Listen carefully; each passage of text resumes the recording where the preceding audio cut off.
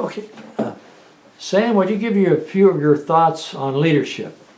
Well, I'll tell you, Casey, I've sat through a lot of lectures on leadership, and they've all been good, because these were saying how you can be a better leader. I typically start a little bit higher than that. What is an effective leader? And so in my view, an effective leader is someone who knows what the mission is and is able to persuade his people to go along with it, even if sometimes they're reluctant. So I think that applies not just in the military, but I think it applies in what we call management and business. It applies when you're some sort of volunteer organization, the PTA, homeowners association. If you're the leader, you've got to win the respect of the people so they'll do what you want them to do. And in my experience, which fits my personality, and not everybody, but there are really four things that I think four techniques, four principles that I would stress. And the first one is knowledge. You need to know what the mission is. You need to know what's important in the mission. If it's a big mission, you're not going to know everything. You should get out amongst them and find out as much as you can by visiting offices or shops and so forth. So the people know you're trying to understand what they're doing. You don't know enough to run everything, but you need to know enough just in case you get a pop-up question that you have time to answer. So to know your business is very important in being a good leader. Secondly is you've got to cultivate trust. The people have to trust that you're going to do what you say you're going to do. If you say you're going to back them, you're going to back them.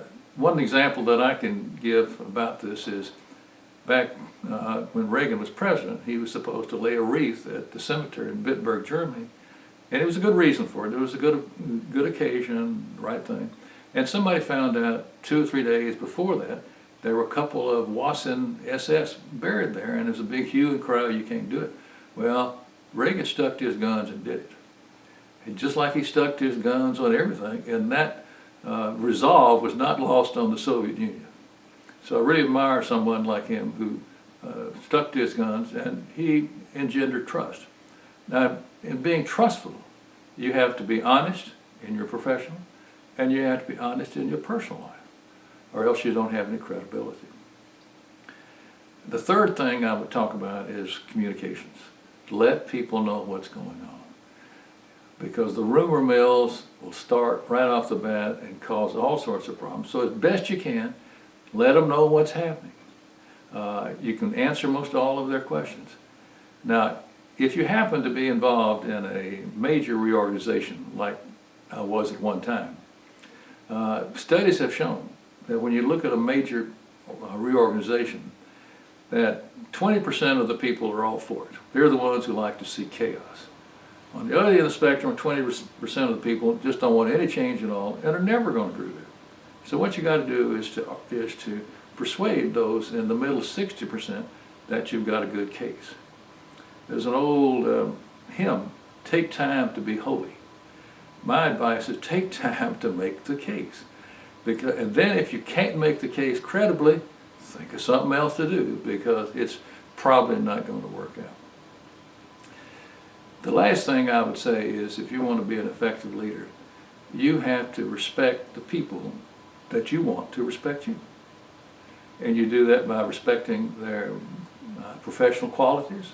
If they don't have the proper professional qualities, you may have to remove them.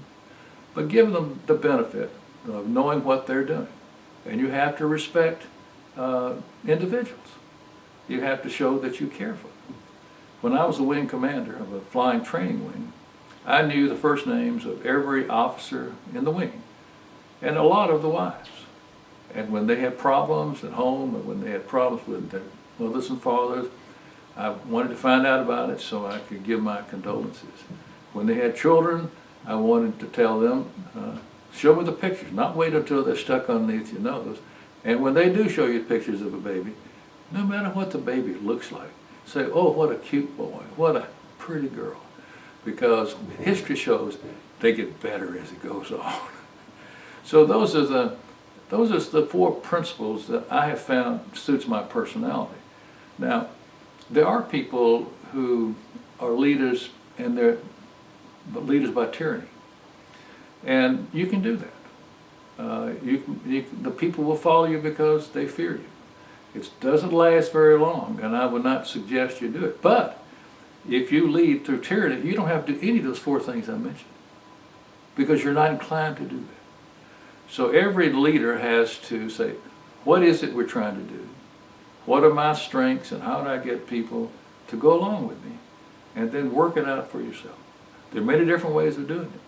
This was just the way that seemed to suit me in my 34 years in the Air Force, in my 11 years at NASA headquarters as associate administrator, and many of the other ad hoc volunteer things that I've been in.